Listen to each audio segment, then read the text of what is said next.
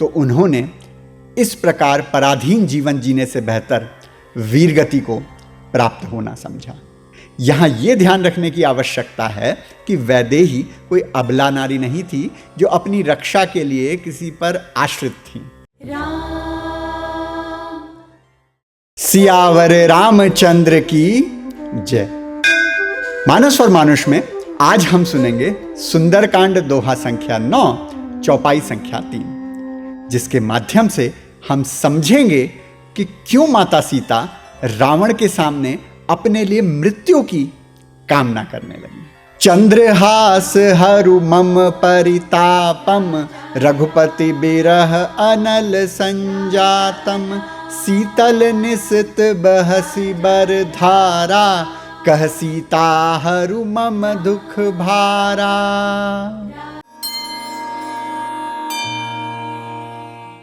आचार्य चाणक्य के पास विकल्प था कि वो मगध के राजा धनानंद द्वारा मिले अपमान के घूंट पी लेते और उन्हें नए साम्राज्य की स्थापना नहीं करनी पड़ती। छत्रपति संभाजी महाराज के पास विकल्प था कि वो धर्म परिवर्तन कर लेते तो उन्हें अपने प्राणों की आहुति नहीं देनी पड़ती। राजा हरिश्चंद्र के पास विकल्प था कि वो अपने सिद्धांत से समझौता करके एक झूठ बोल देते तो अपने पुत्र के शव का अंतिम संस्कार करने के लिए उनकी पत्नी को लज्जित ना होना पड़ता।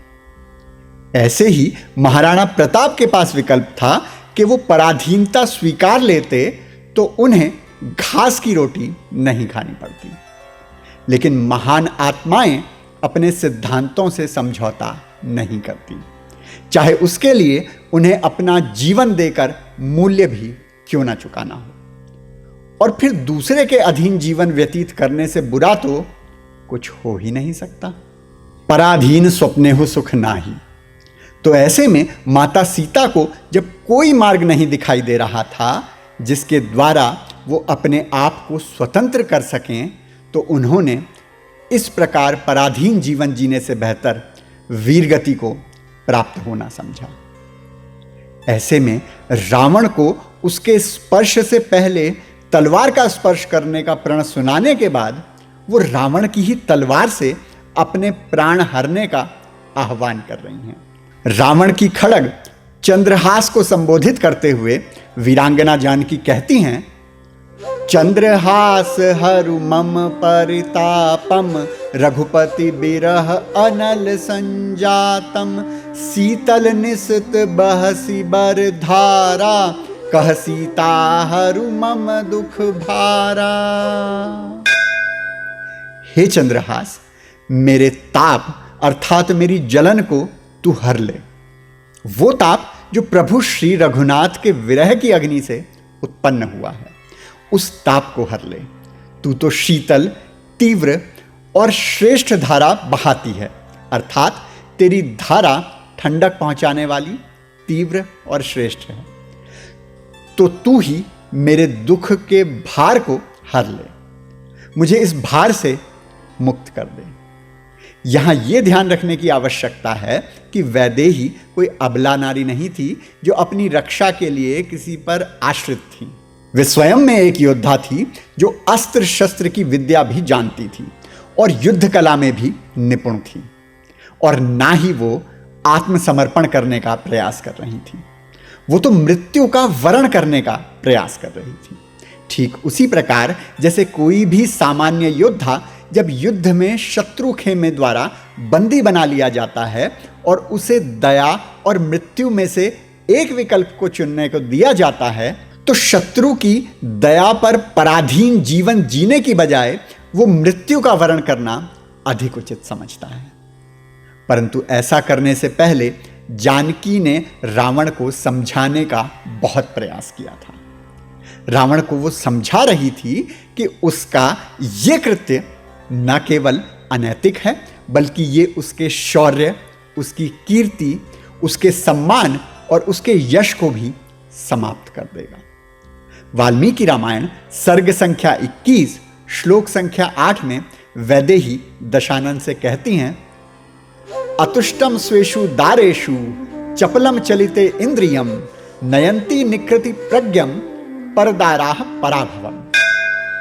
जिन पराई स्त्रियों को तू प्रभावित करने का प्रयास कर रहा है, वे भी ऐसी दुष्ट मानसिकता वाले व्यक्ति का अपमान ही करेंगी जो अपनी स्वयं की पत्नियों से संतुष्ट नहीं है, जो चपल अर्थात अधीर और अस्थिर है और जिसका अपनी इंद्रियों पर कोई नियंत्रण नहीं है। किंतु रावण इतना मद में चूर था कि किसी भी बात का प्रभाव उस पर नहीं पड़ रहा था।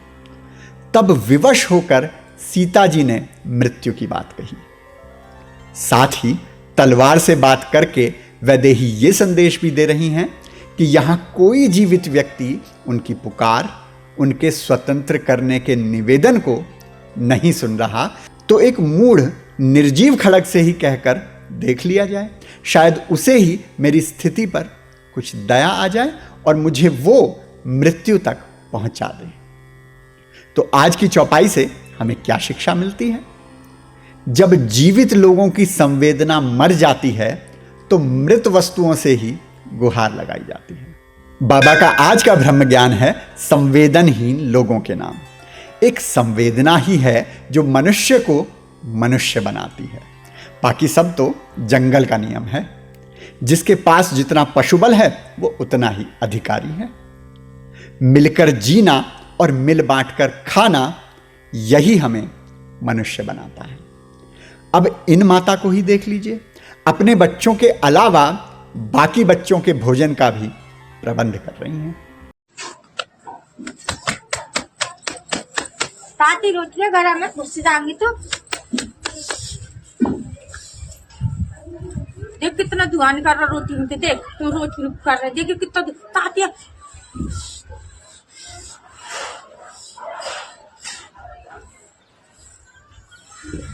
मुझसे जाएंगी वाली वाली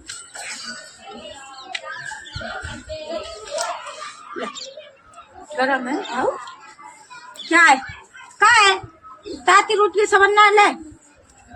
मैंने तो इन चौपाइयों को आप तक पहुंचा दिया, इन्हें आगे बढ़ाने की अब है आपकी बारी। तो बोलो, मंगल भवन अमंगल हारी, द्रबहु सुदशरथ अजिर बिहारी।